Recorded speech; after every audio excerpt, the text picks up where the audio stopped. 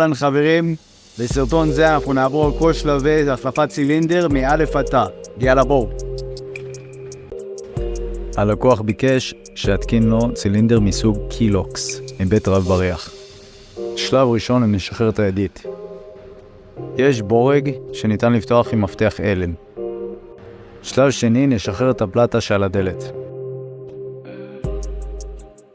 אחרי זה נוציא את הבורג שתופס את הצילינדר.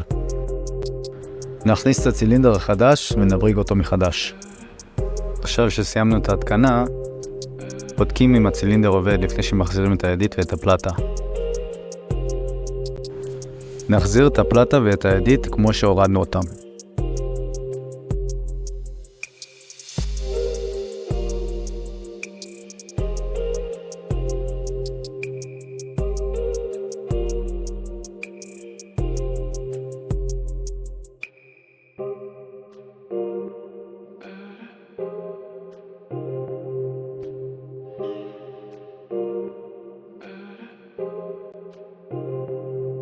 ובדיקה אחרונה אחרי שמחזירים את הפלטה והידית.